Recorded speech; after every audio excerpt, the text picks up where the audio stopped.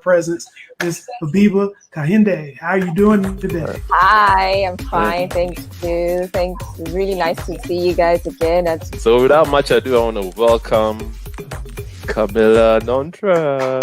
Yay! Oh my goodness! I should come to you every day when I need. Correct. This is Sudan. Wow. Sudan. Believe it or not, Sudan has more pyramids than Egypt. Interesting.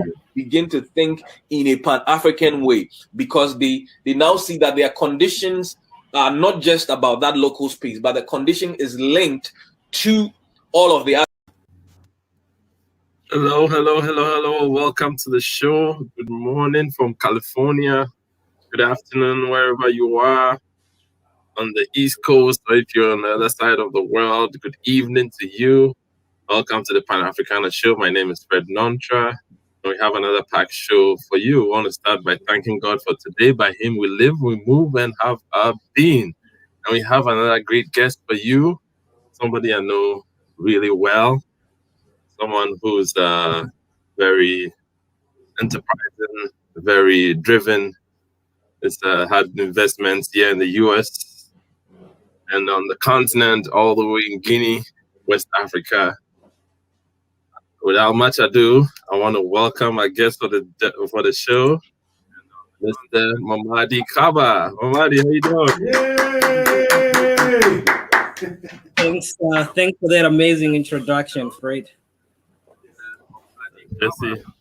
Well, first off, I do want to say good morning. If our regular viewers are looking and they notice that the background is different, I am currently in a different state. I am in New Jersey right now in a remote location recording.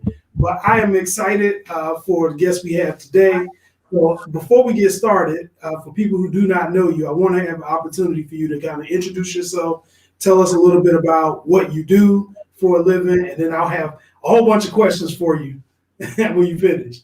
Perfect. Sounds good. My name is Mamady Kaba.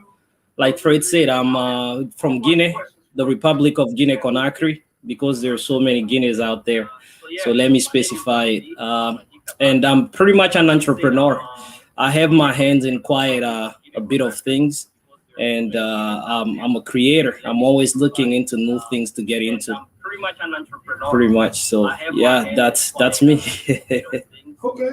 All right. Well, let me start from the beginning of that statement. So, as far as life in Conakry, can you tell us a little bit about kind of what do you do for a living? What do you do for fun when you're not working? What is life like? So I was born in Guinea-Conakry. I lived there up until I finished my 6th grade education. So I left Guinea when I was quite young. I left around when I was about 11 or 12 years old. And I ended up, traveling to the Congo, Zambia, Uganda. So, I kind of like grew up all over in a way. I did not return back to Guinea after all my travels until I was about, until 2013, 2013. Guinea is a great country.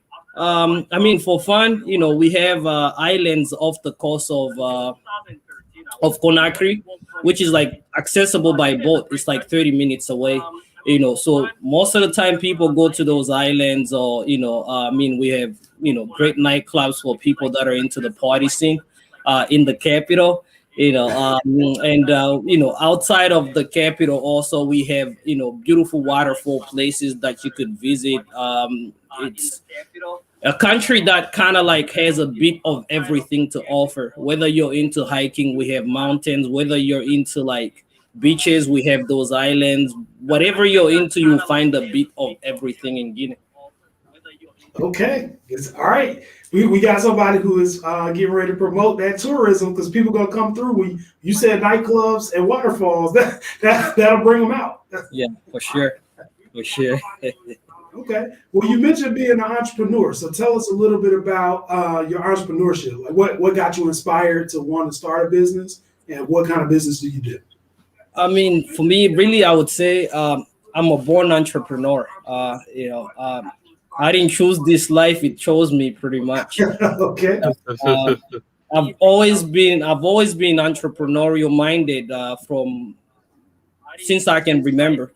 When I was young, my parents used to say that they will not give me money to go to school, right? Because they don't want to get me used to money.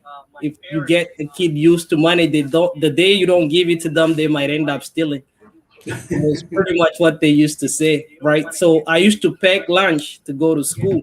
I was never given lunch money like a lot of my friends. And when we got to school, they could buy, food during recess or lunchtime. And for me, I had my food packed, and I didn't like that. I wanted to buy the food they had to offer at the school. So we had an apple tree at my house. So what I used to do, I used to get those apples, clean them, put them in my book bag. And when I got to school, I used to sell them to my friends so I can buy my own. Ah. Pretty much that's how it started. So I've always kind of thought outside the box and, see where, services that are lacking in certain places and how I can pretty much provide a service to fulfill that. Wow. Mamady, if you do us a favor and lower, I can hear feedback from, I think it's from you. Okay, let me see. Yeah. So, okay. Hopefully I don't have two of the streamings open. Is it better now? I can still hear it in there. You can still hear it? Oh, you probably have two screens open. No, I don't. I think I'm saying hopefully I don't. I don't think I have two screens open. All right, we'll fight through it. Okay, I see some comments already, but this is one of it's actually our #1 fan. It's called Michael. Yeah, that's Michael. Michael, this is Mamady. He said the beauty of Africa cannot be put in words. You just have to visit to understand this. You can't get enough once you are here. Wow. What do you think about that, Mamady? I mean, he hits the nail right on the head. Africa is something you have to experience. A lot of it cannot be described, really. You could only try to describe what Africa is like, but until you land foot on the continent of Africa and really experience things for yourself, breathe the air, live the local lifestyle and everything that Africa has to offer, you won't fully understand it. It's a feeling, and you can't really describe feelings as much as feeling it yourself. Right, said fix the echo. Yeah, we can still hear the echo. We'll fight through it.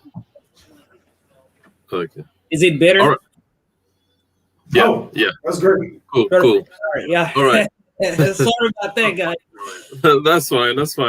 So let's move on. So could you talk a little bit about what really drove the Pan-African spirit in you? What really got you started? What's because I see Mamady goes back to the continent every year. He's probably going more than once, sometimes twice.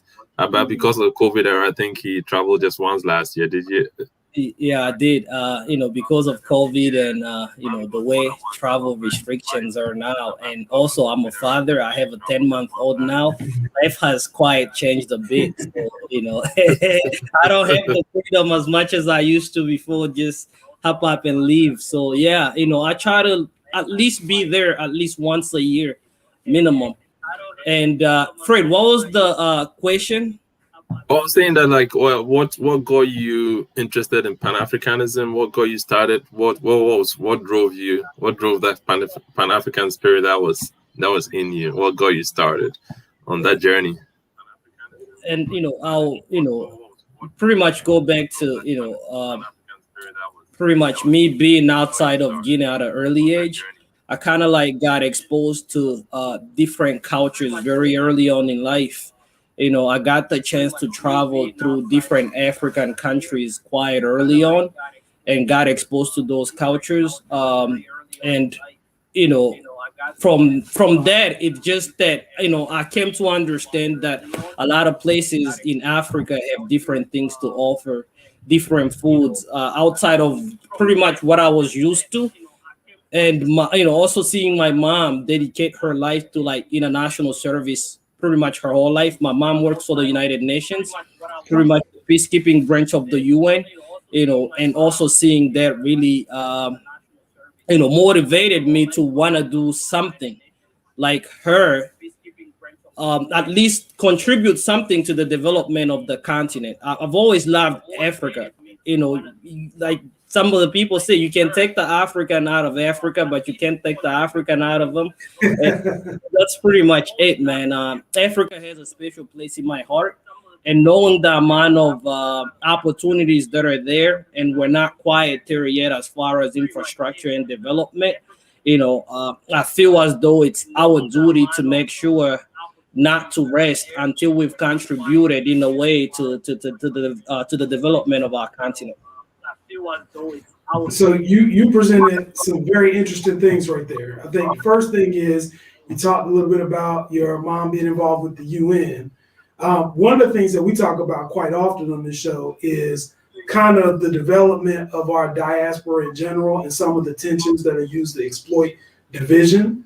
And I'm wondering, from that experience that you had seeing your mom as a peacekeeper, do you have any recommendations as to how we can kind of piece together our diaspora to be stronger as a cohesive unit? I feel like there is absolutely a way. And I'm actually working on one of them right now, which has to do with Guinea in particular. I'm currently working on putting a forum together, pretty much a Guinean diaspora forum. And I want to organize this forum in Guinea at least once a year, maybe every December or so, where we can have the Guinean diaspora from all over the world, whether you're in Europe, whether you're in Asia, America, or even, you know, in certain parts of Africa outside of Guinea, where we can all reunite for maybe 4 days or 5-day event and, you know, pretty much share ideas and see what's going on in the country in real life, and also having guest speakers and see how we can pretty much come together and contribute to the development of our continent. I feel like that's one of the ways to kind of like, you know, bridge the separation that's there between the diaspora.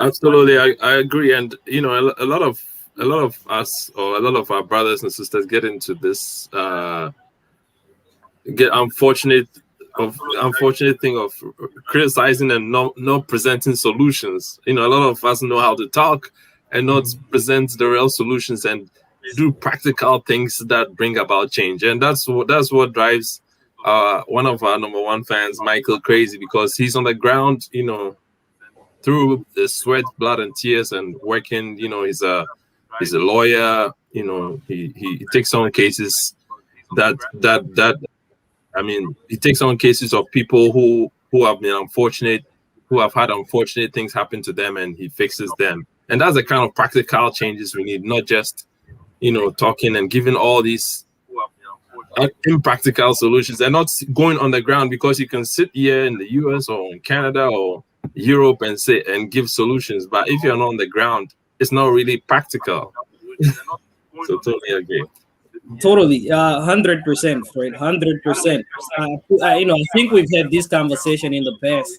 You know, I feel like a lot of us, you know, always focus on the negative that's going on in our countries, and that's not the solution at all. The goal is not to focus on the problem, but more so, how can we find the solution to those problems going on in our countries, you know? And I feel like totally that's one of the major ways that we can contribute to, you know, things getting done back home. And I've got to pose this question. This is more of a history type question.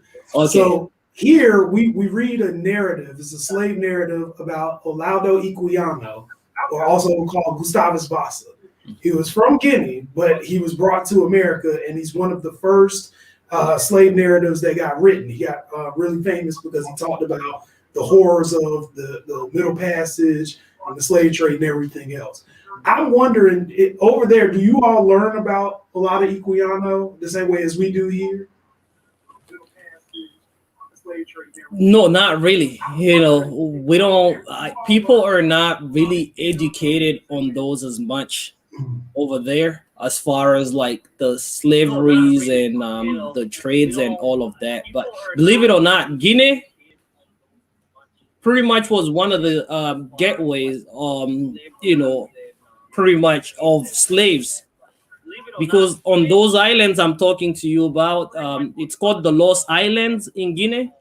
You know, there is a penitentiary there where slaves were kept before they were, you know, shipped off to Portugal and mainly like, you know, those European countries. But believe it or not, a lot of people don't even know that those islands exist, let alone the penitentiary where slaves were kept. Wow. Believe it or not, a lot of people don't even. That's interesting. Michael has a question. He says, "What do you think about African political leaders like Paul Biya of Cameroon, etc., who have been in power for so long a time, have made absolutely no positive impact as far as the development of Africa is concerned?" I mean, I don't really try not to get too much into politics. I'm not a political guy, but you know, knowing what I know about Cameroon and Paul Biya being in power for as long as he has been, I feel like time has changed from his era to the new era we're in now. And, you know, really looking at the guy, I mean, you could really tell that he's tired, right? You know, and, you know, forcing situations and holding on to power, you know, for such a long time instead of passing the torch to maybe a younger and new generation, you know, to kind of like bring that new way of thinking and then innovative way of thinking to help push, you know, the development of Cameroon forward, you know, is very critical. So I feel like, you know, one person should not be in power for such a long time to a point where they're tired. I mean, if they were doing something significant to pretty much help develop and move the country forward, you would understand that. But the answers in his question, you know, he hasn't really done much for the country as far as development. So he's not the job. Yeah, I totally agree. Like, if you look at people like Kagame or this guy from Singapore, Lee, what was it? Lee Kuan Yew? If I'm not, no, that's not him. But people like Kagame or they've been in power for so long, but yet you see the difference, the transformation in the country. I mean, let's take Rwanda. Paul Kagame, he's been in power so long, but you can tell from the Hutsus and Tutsis debacle till now, you can tell the country has moved forward, although the man has been in power for so long.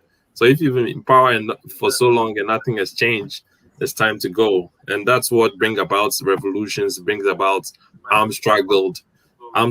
And that's what's happening in Cameroon. The division is clear. So we hope and pray that things change. But definitely, Fred, just to add on to that, you know, if you take leaders like Paul Kagame, for example, you know, he's not holding on to power.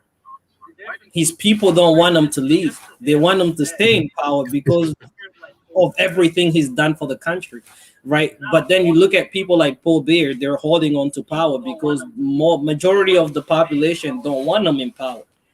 So that's the main difference, you know, between people like Paul Kagame and people like Paul Biya.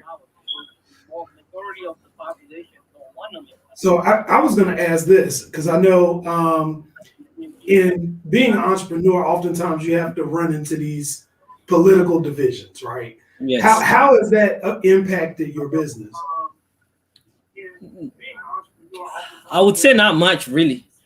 You know, I try to keep a laser focus on what I have going on, and that's really what I focus on. Currently, like for example, in Guinea right now, I'm working on a tourism project in Guinea.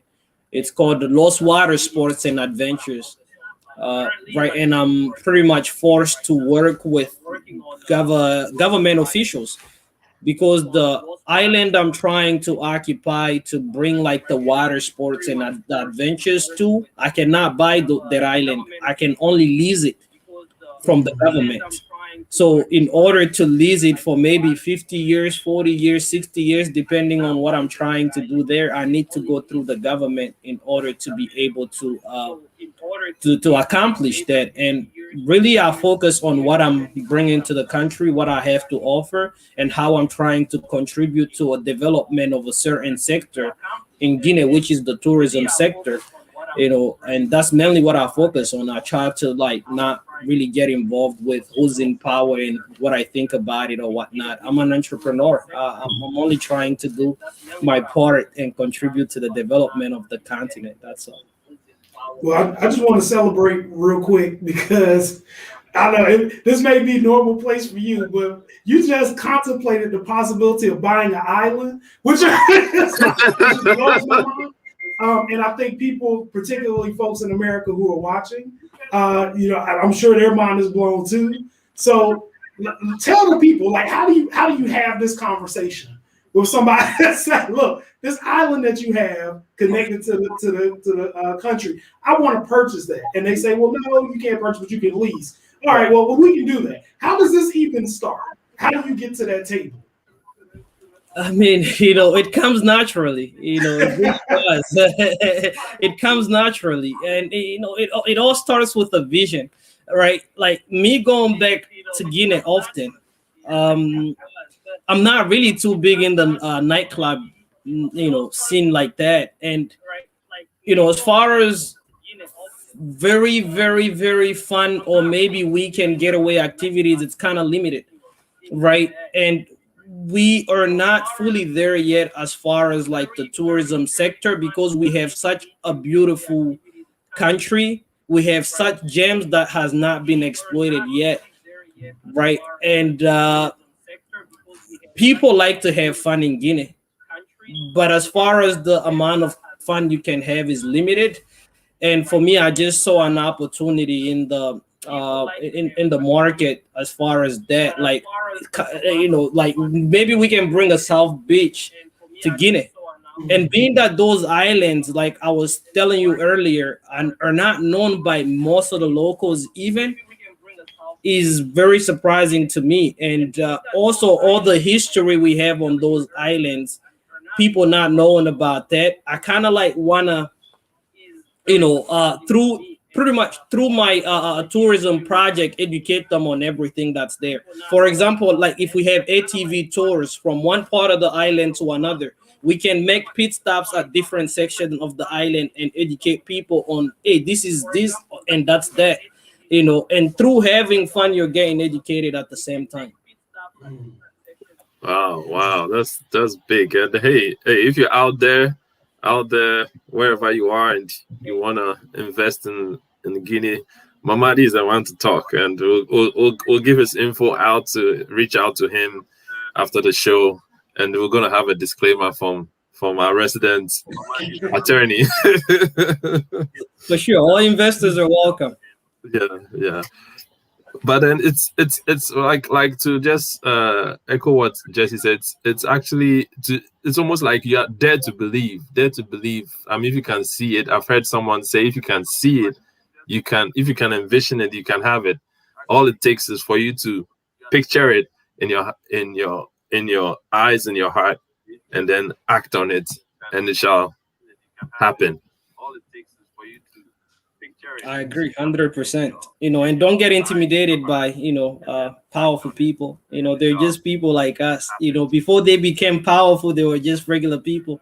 And I feel like a lot of and Jesse, to go back to your question, I feel like that's why I can sit and really have those conversations, because I don't get intimidated by people really, because I just see them as people. I see everybody the same way, whether you're a minister, president, or whatever. We're all people at the end of the day. We're all humans.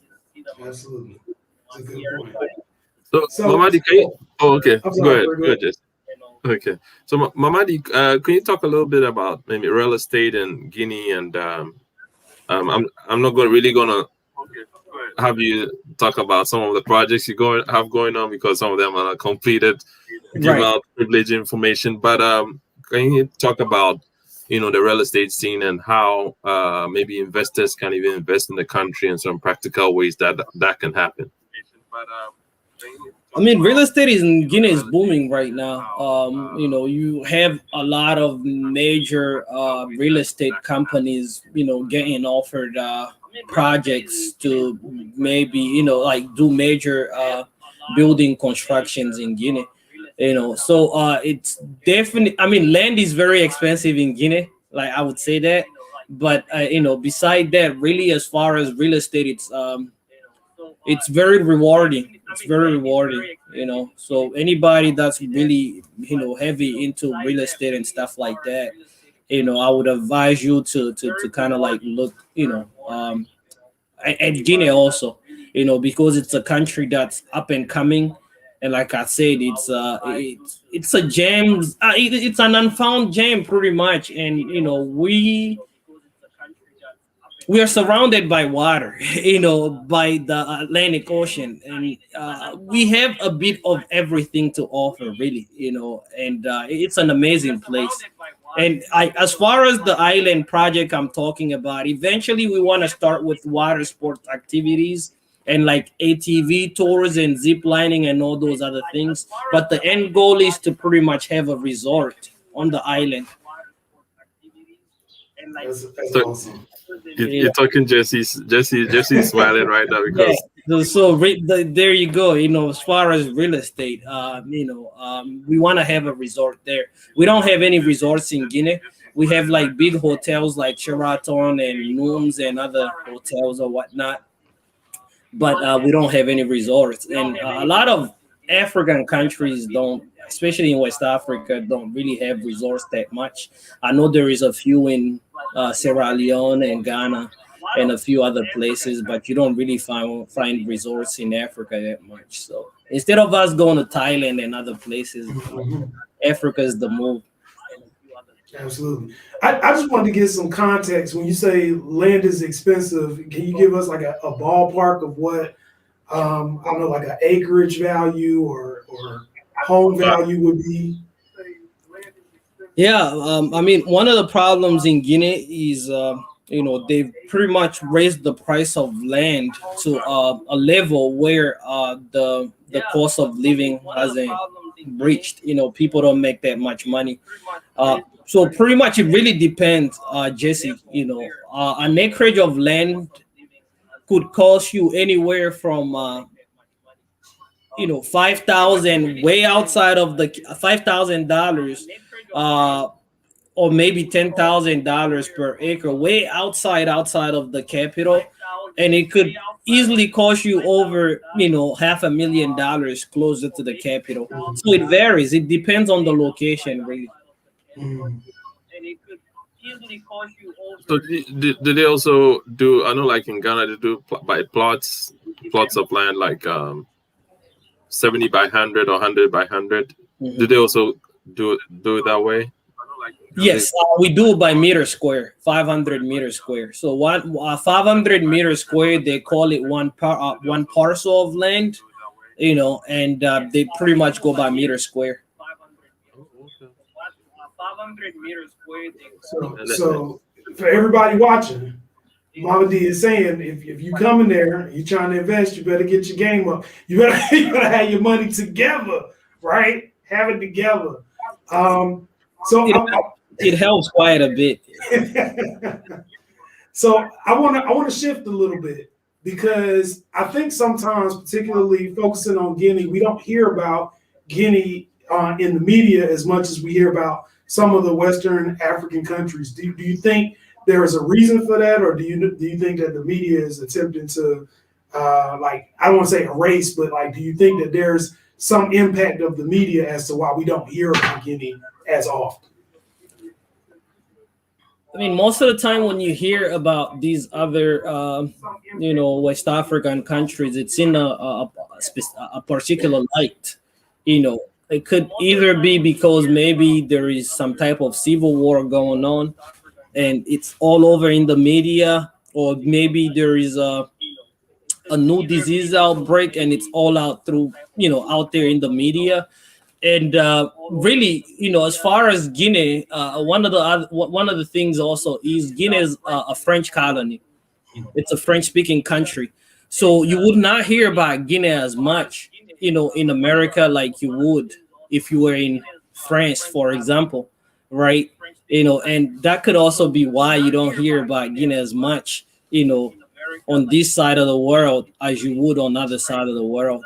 Like you would hear about Ghana, Nigeria, and those English-speaking countries for the most part, in America, because they're English-speaking, and it's easier for them to promote their country and get to try and get people to try to go there and visit because of the language barrier. When they go to like Ghana or Nigeria or Liberia, there is no language barrier. But for somebody to leave America and go to Guinea, there is that language barrier there, being that Guinea is a French-speaking country. So that could be one of the reasons you don't really hear about Guinea as much on this side. That makes sense. Yeah. So if we go to Guinea, we need to parlez-vous français. Effectivement. Il faut commencer à travailler sur ton français un peu. That's right. That's right. Yeah, but then I mean, now the world is now is a global economy. Now there are ways around that. I mean, there are easier ways to learn languages, and there's more people too in Guinea now speak English. Right. So there's ways around that. And I keep saying that this place in the West, I mean, this part of the world is already developed. Africa is the now and the future because it's developing. So there's more room for growth. So your dollars are going to stretch more when you invest on the continent. And Mamady is a prime example. Mamady didn't grow up with a whole bunch of, he didn't get $1 million loan like I heard someone story. A small $1 million loan when he grew up. I wish I did. He started from very humble beginnings, and now he's he's a man on the move, and he's making progress with his life. Guinea has a special place in my heart because they hosted one of African heroes when he was exiled from his country back in the 60s. Kwame Nkrumah lived with Secretary, housed him in Guinea till he passed away in 1972. So from 1966 to 1972, Kwame Nkrumah was exiled in Guinea. So Guinea always had a special place. Right, Guinea like this, they have that special bond because of what you just, the history you just pointed out, right? Guinea always had a special place.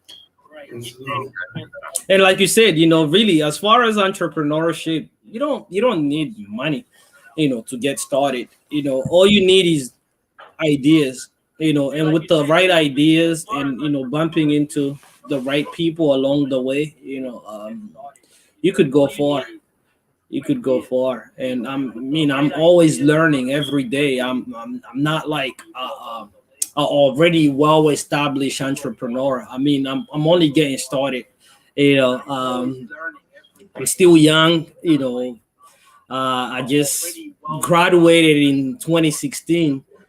From Fox School of Business at Temple University. I studied international business there, and I minored in entrepreneurship. So I'm only 5 years out. So and I'm still working on a whole lot of things. And I don't sit and don't sit on your ideas and say I don't have money to execute. Now, always consistently work on your ideas and look for different ways to try to present it to people and get it out there. Eventually you bump into the right person. That's what I'm talking about. Well, Mamady is being modest because when he was a senior in Temple, that's when he became my client. He had already started a business, so Mamady is a humble guy. I can say it. He's a humble guy, and he's very modest. He's a pleasure to work with him. And so don't let the calmness fool you. He's a lion. He's a calm lion. You know, and you know, thanks for that, Fred. You know, I mean, you know, we come from humble beginnings, you know, but you know, also one thing about really entrepreneurship is you know, don't chase money. Don't chase money. If your primary focus is money with entrepreneurship, I don't think you'll make it very far. My main motivational factor is not money. You know, it's my ideas. I don't want to be that person that sits on their ideas and, you know, 30, 40 years from now, I'm sitting in a whole lot of regrets. If I had known, I would have done X. If I had known, I would have done Y. Or if I had known, I would have done Z. Now, whatever ideas that come to me, I'm going to put it out there. And, you know, I know eventually it'll make me money in the process for the most part. So my main motive, and if you're an entrepreneur and your main motivational factor is money, you'll never be happy in life because money is infinite. You know, it has no end. You know, you just keep chasing it, and you'll never have enough. Preach But, it. Yeah. you know, main motivational factor is, you know, the ideas you have and putting those ideas out there for people. I feel like, you know, there is no limit. You know, you could go as far as you want. So don't really, you know, focus on money too much with entrepreneurship. Focus on your ideas and, you know, what you could do to add value to people's life by what you're creating. That's deep. See, you preaching gospel right now, and I'm gonna tell you this coincides with something that I heard because I'm also a creative, but in the artistic sense, like I write books and stuff. Yeah. And one of the writing mentors I had told me a long time ago that certain people on this planet are blessed by God to be creative, and being creative means that God has given you a seed of insight into something that He has already envisioned for you. And it's time limited. So you can either take advantage of it and build it to his happiness and be successful, or you can sit on it and he'll take it from you and give it to someone else.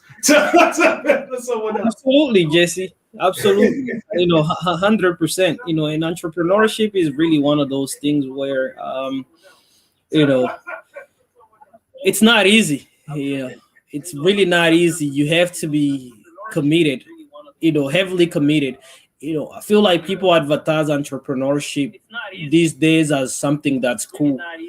Entrepreneurship has nothing to do with being cool or portraying a certain lifestyle. You know, that's not really what entrepreneurship is about.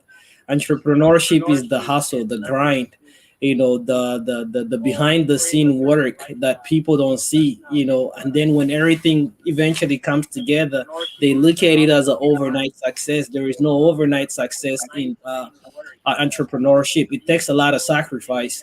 You know, coming out of college, you know, I was faced with the decision on, you know, whether to, you know, go the 9 to 5 route like a lot of my peers, or do my own thing. You know, imagine coming fresh out of college and being faced with, you know, such a decision. And I chose the entrepreneurship route.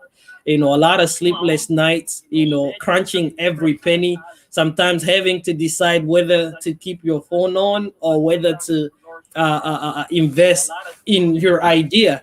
You know, and you'll be faced with decisions like that. And, you know, you can have $1 to your name, and, you know, you're faced with the decision on investing it into the business or investing it, you know, for your livelihood and things like that. And there is a lot of ups and downs, a lot of uncertainties, and a whole lot of things. But, you know, in the end, it always pays off, you know, and having the luxury of time, to me, is priceless.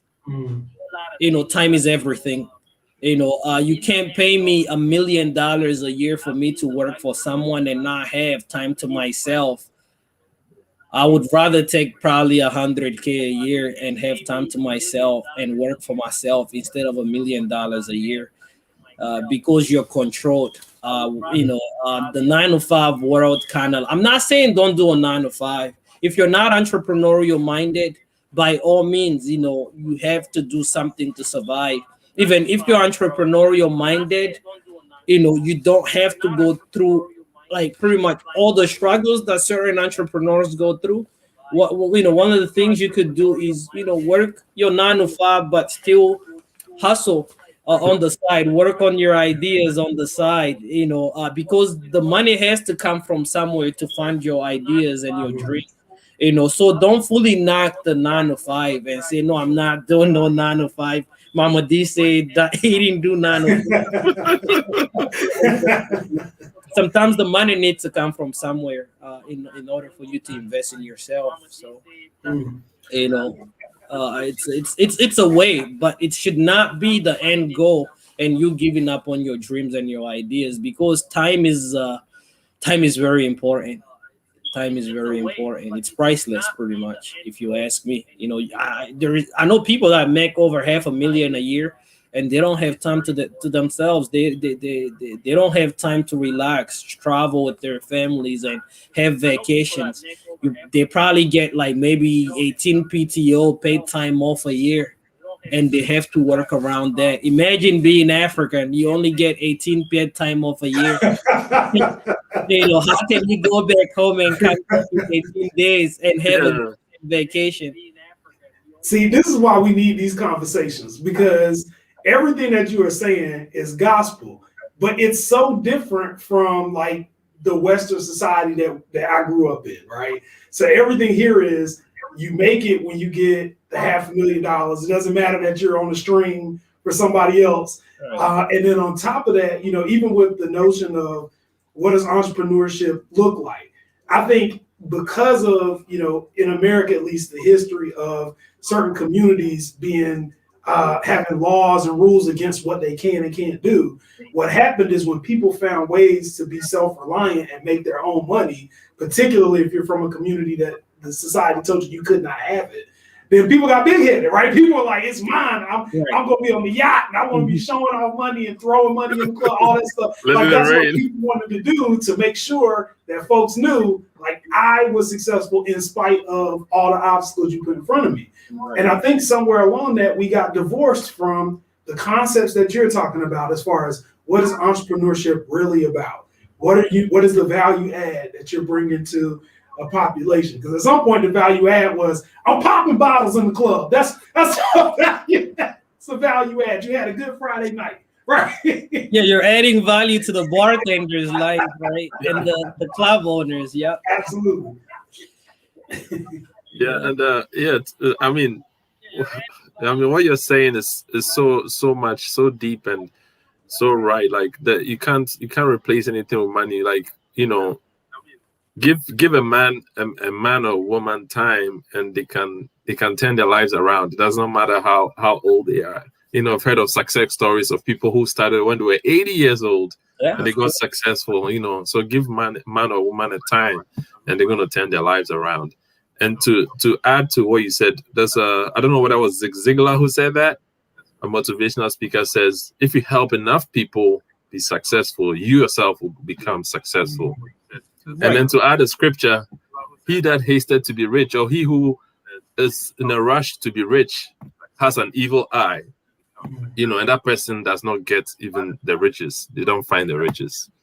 Yeah, so definitely agree with what you're saying, and it's a universal rule that when you break it, you're not going to be happy. You're going to be a broken person. One of the wealthiest places in the world is just north of where I live, San Francisco, but yet has one of the highest suicide rates. Why is that? So definitely money doesn't bring the happiness. It makes your life more comfortable. Saying no, don't earn a living, but time is more precious, and then relationships are more precious. Adding value to people's lives is more precious than money. Exactly. And like we said, money is infinite. If your happiness depends on money, you will never really be truly happy, because it has no end, really. Like we said, money is infinite. So if your happiness depends on money. Yeah, we learned so many lessons talking to you this morning, and I'm hoping that it resonates for people who are watching, because I always think about, with us having this platform, I know that there's somebody who's going to have a son or daughter, maybe even a teenage son or daughter, who's going to be sitting in front of the TV. They're going to be watching this show, and they're going to say, okay, well, I see 3 Black people who look just like me, right, who are telling me that it's possible to even consider buying an island.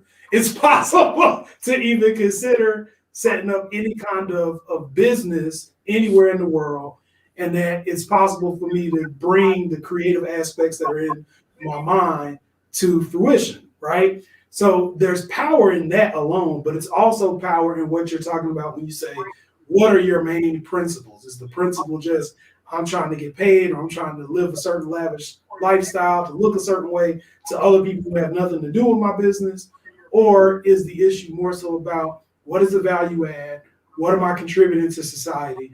And then ultimately, we haven't talked about it yet, but you talked earlier about having a child now, right? So at some point, we're not going to be here forever. You want to have something set up so that your kid... Wealth, man. Absolutely.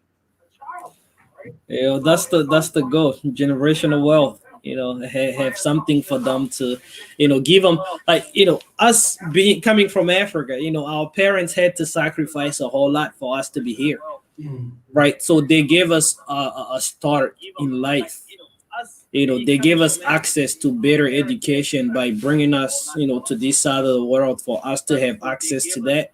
So they kind of like gave us a platform and, you know, a start in life for us to be better than, you know, than them. You know, and in order for us to also, you know, take that forward and pass the torch, we have to make sure we're, you know, putting our kids, the next generation, in a position where they also have even a better start than, you know, than what we had, in order for them to even take it further. Absolutely. Okay, so if you haven't done so already, please do subscribe to our YouTube channel. Hit a thumbs up button, and the YouTube algorithm will present our videos to more people. It's gonna the good news that Mamady is sharing is gonna be spread worldwide, and you know, more people, more eyes will go on there, and our message will go out there. We're starting a Black media channel, so please support us. Like our Facebook page, comment, like, subscribe, and buy one of our dope t-shirts or hoodies, wherever you are, to support our channel. Like, subscribe.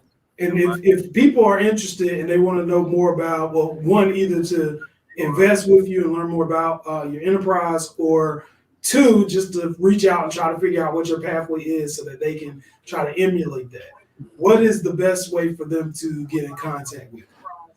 I mean, best way is, you know, pretty much these days through social media. Social media is like one of the easiest ways to get in touch with somebody. I mean, you can, you know, follow me on IG at YOUR _Majesty 92, and Facebook is Mamady Kaba, like it's showing on the screen. And also you can email me at Kaba, KABA .international15@gmail.com. Okay. And I do this disclaimer every week, so I want to make sure we put it out there, right? So for the people who are watching this, I want y'all to know this is for professional inquiries only. This is not for you to pull up like Steph Curry from half court, or like LeBron in Space Jam from half court, to pull up and shoot shots and send all kinds of kittens and eggplants. This is not the time for that. This is if you are trying to reach out to build a connection or build a network, because our whole platform is about bridging the gap amongst the diaspora. We want, in at least, I don't know how long, 10 years, 20 years from now, whenever, we want to get to a point where Black people on an international scale are able to pick up a phone or shoot an email or whatever and have access at our fingertips to all the greatness that is already within our community, but that we aren't often educated on because either we don't talk or because media or whatever tries to take us away and separate us and splinter it out. We're trying to get rid of the middleman altogether. We're trying to have you out here visiting the water resorts in Guinea, so you can support. We're trying to have you out here getting your paper together so you can start your business and do what you want to do. And I also want to emphasize, you heard Mamady's story here. You heard that what he's trying to do is make South Beach in Guinea. And at a time, people presented this idea for Miami Beach and people didn't believe it, right? So somebody had to take the first step to get it set up to be what it is now. We can't relax on our laurels and just say, oh, well, there's a place like that. We've got this, we've got that. No, we have the ability to set up all kinds of things and the power to do it and the network to do it and the resources to do it. So why not do it?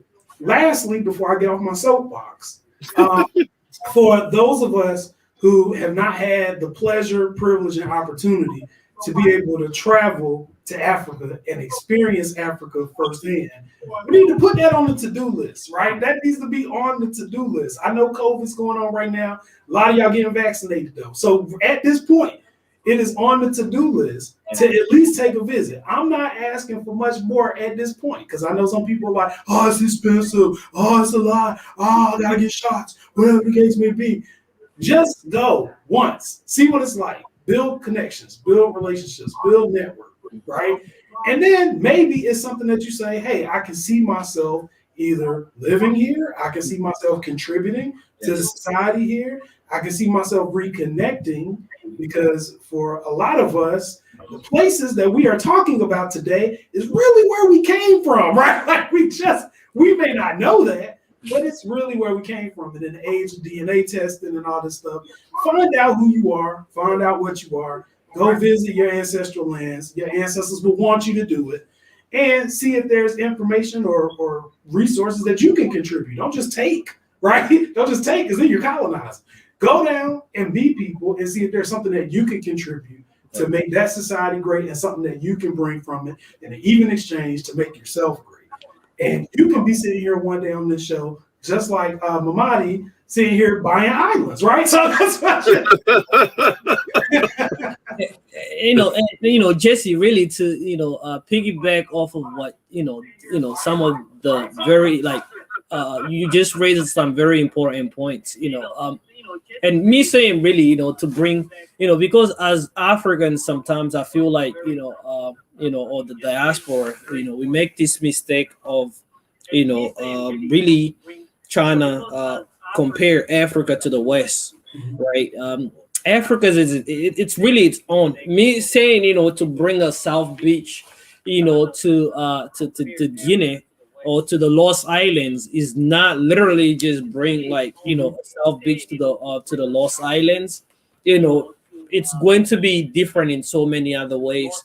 Like I said earlier, we're going to we have penitentiaries where slaves were kept back in the days before they were shipped off to Portugal and other countries, right? People would get opportunities to see that these islands are different, in their own special ways or whatnot. So you're not only just going there for the activities. You could jet ski anywhere in the world. People go to Thailand and they still jet ski or zip line. People go to Costa Rica. They do the same activities they could literally do here in the US. So why go all the way to Costa Rica or to Thailand or to Barbados or anywhere else for that matter to do these activities? It's not really only about the activities. It's, to step out of your comfort zone and experience these other cultures as well. So it's beyond just the activities, so don't just look at it as, oh yeah, why go all the way to Guinea, fly across the Atlantic just to go jet skiing or zip lining or, banana boating or fly boarding or whatever the case might be. No, you get the opportunity to, be in a different country, different language, different culture, different air, different scenery, and still be able to, have fun while you're there and do these activities. And through doing these activities, you're, also getting, to educate yourself on, some history, on pretty much how you got to America today, because that's where it's all started. It's not the motherland for nothing. So I don't want to pretty much get this image to people out there like I'm trying to you know use the Western world to describe Guinea or Africa for that matter. Africa is special in its own ways. Absolutely. We're unique in so many ways. And I feel like most of us make this mistake as diasporas, when we're asked, by somebody that's never been to Africa. Hey, what's in like? Hey, you're from Guinea? Oh, I've never heard of Guinea, or I've never been there. What's there to do? And we're looking for things that you mainly find in the West to describe it to them. Like, hey, there is a Burger King there, or there is a ShopRite in Guinea, and there is this and that. No, we're unique in our own ways. We have so many uniqueness to offer. Like, we have different type of transportation. And in a lot of countries, these transportation mode of transportations are called different things. Like we have motorbike taxis. In Uganda, they call them boda boda.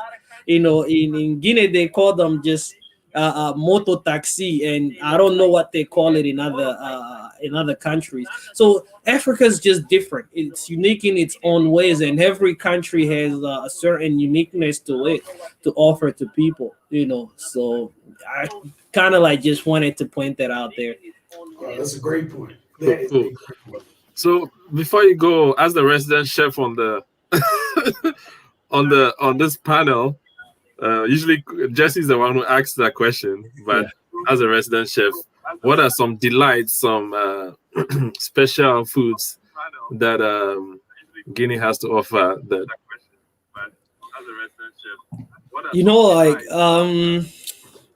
most African countries, there is this fufu thing, right?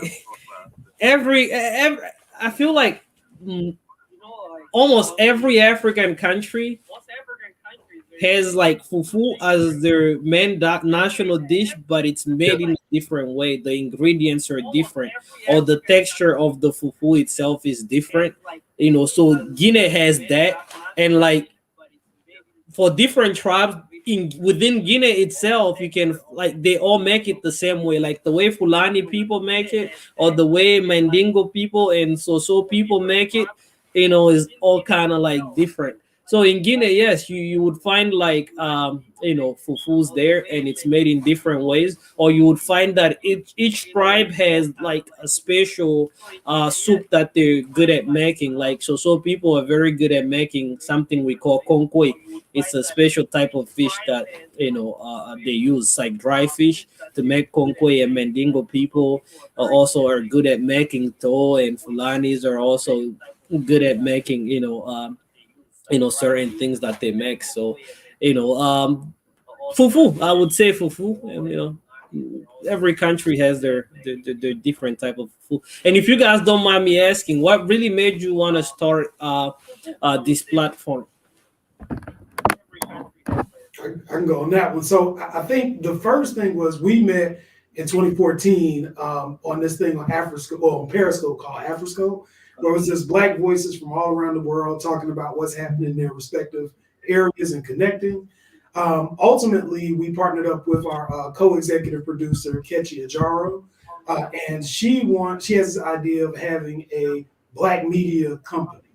And what we always knew is that once people get talking and start networking and everything, that a lot of those barriers that people have were based on ignorance of not knowing other cultures or other people's experiences. Yes. And I feel like for Black people in general, we don't have a lot of media outlets that are designed to connect us. So we figured, okay, well, if we're going to have a show, let's get together. Fred and I have known each other for a while at this point. And I think he brings a unique experience and a unique perspective, seeing that he's been in different countries. For me, it's just been here, and I'm trying to learn and branch out. Yeah. So we're meeting in the middle, right? So we're meeting in the middle. And then we figured, okay, well, if we have people on, like people like yourself who have great careers, they're doing all kinds of amazing stuff. And it's the optics of seeing Black people who are successful, which for me, we just didn't see growing up, right? So seeing Black people who are successful on the international scale. And two, having an opportunity to kind of visit other places without leaving your home. So to see and hear what's out there, or what kind of food is there to eat, or what is it like, and how people are. Because what I've noticed is, despite the narrative that any media company tries to do to try to divide us, everybody has the same basic principles. They want to work an honest day's work, get their money, take care of their kids, try to enjoy some moments in life along the way. That's all people want. And it's these added political issues that make it complicated, right? So I figured if we can start diffusing some of that stuff and just come together as one people to try to figure out and direct our own narrative, that we would get somewhere. So that's what, at least my perspective on the show's development was. So, and yeah, we're on the same page. And we took a break at a point and did not have anything at all, and until the George Floyd case happened. It really triggered. I'm like, I messaged Jesse and like, man, we need to restart this thing called AfriScore. Back then, we'll just have different people present on different topics and stuff. But then when that happened, I'm like, man, let's get this started. Let's restart this conversation, and here we are. I mean, now we have over 100 subscribers and over about 4,000 views. And, and if you haven't done so already, please subscribe, comments, share, and this message will go out there. And it's important that we have these conversations and networking is important, so important. I mean, when you go to school, what they say, not just write a resume, but also network. It's really important. Yeah. So basically, that's it, Mamady. I hope we answered your question. No, definitely. As an entrepreneur, you never stop networking. Networking is entrepreneurship. It goes hand in hand. So, you have to do that. And like Jesse, I'm really surprised for somebody that's never really, been out there or, even traveled to a continent and being so open-minded. You really don't see that a lot, and that's what I tell people. The bridge between us Africans and Black Americans is just the lack of education. But I feel like with the help of social media and things like that, people and platforms like like this is pretty much bridging that gap that's there and really educating people to what Africa is. Before you only had to rely on the news outlets, the TVs, and they did not really showcase Africa in the light Absolutely. that it should have been, really showcased in. They only focused on the negatives. They didn't focus on like the safaris that you would find in, Eastern Africa or Southern Africa.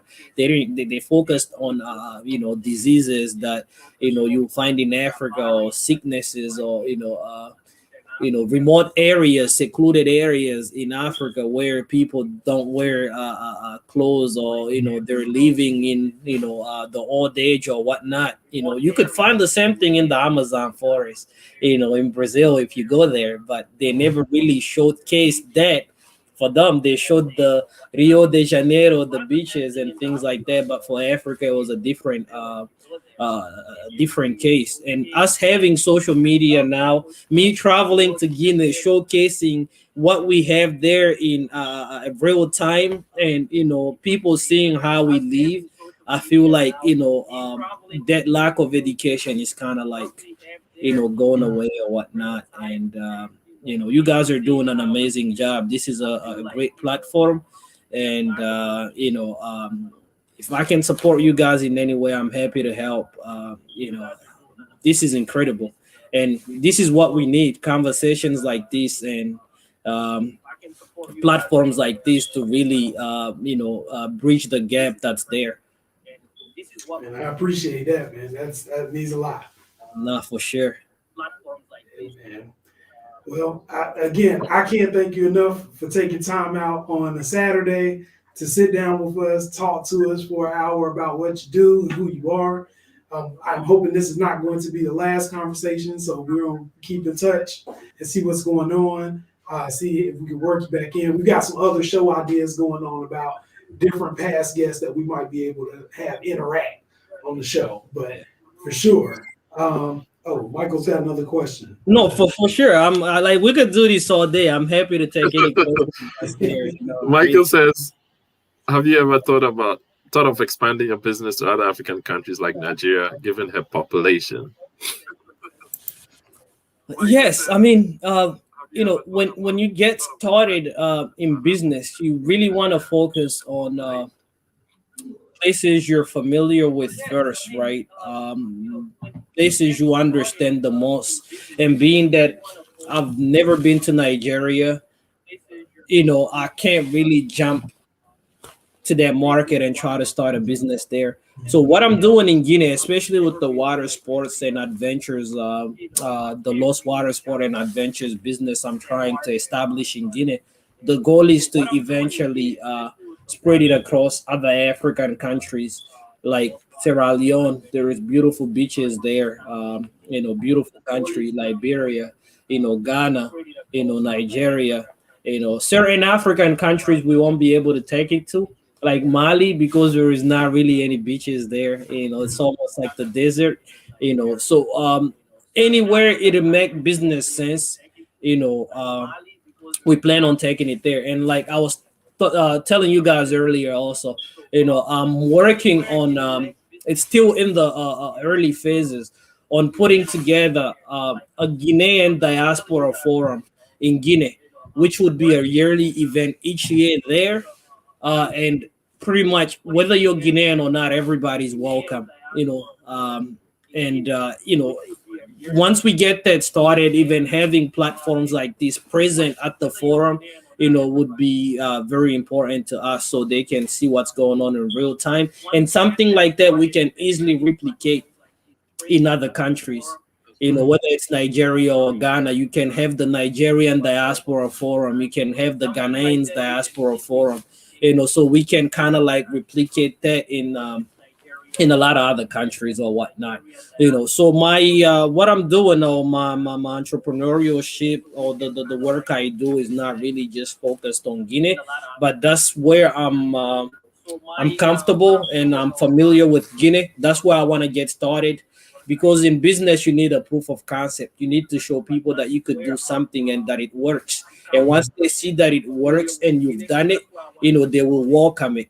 But if you go to people and say, hey, this is what I think about doing and this is what I want to do, they will just be like, okay, yes, good luck. But Good for you. and they welcome it better. So once I get my proof of concept going in Guinea, I can easily present it to other countries or whatnot. So, that's pretty much to answer his question. We're not just focused on Guinea. This is something we want to do across a lot of other African countries where it makes business sense to do it at. That's right. And me and Mamady have actually had that conversation about expanding into Ghana and all that stuff. Yeah. So definitely, he's Michael. To answer your question, he has that in mind, and I can share that. So yes, it's gonna. Don't worry, Michael. Nigeria is definitely, anyone who has business sense knows that Nigeria is like the giant of Africa. Is the one that when you're able to land there and start business. I mean, if you talk about 250 million people in one place, that's how massive. Almost 250 million people in one country. Yeah. Twice the size of California, and by land space, that's what we're talking. It's definitely a big business opportunity in Nigeria and the largest economy on the continent. So definitely, yes. All right. So Michael says charity begins at home. Thumbs up, bro. Thanks, Michael. I appreciate you, man. Thanks for the great question, man. That was a great question. Michael says all right. So so having said all that, we're gonna have to end at a point. We've been over an hour. I don't know how the hour went by, and then we didn't even get to all our questions. The show always goes by fast when we have great conversations. And thank you again, my man Mamady, and yes, always welcome. Thanks for having me, guys. And as we work on things, as certain things in the works progress, and become realized, I will definitely keep you guys posted or whatnot. And I'm happy to be back at any point in time to share our milestones with you guys and what we've been able to accomplish or achieve on some of the things we're currently working on. That's And awesome. some of them, Fred knows I can't really disclose them. That's right. All right. So have a good day, everybody, and thanks for joining us. Yes. Share, thanks for like, joining us. subscribe, and we really appreciate it. Take care. Bye. Mamady, don't go yet. We'll All right, have you for back. sure. Okay, I'll stay.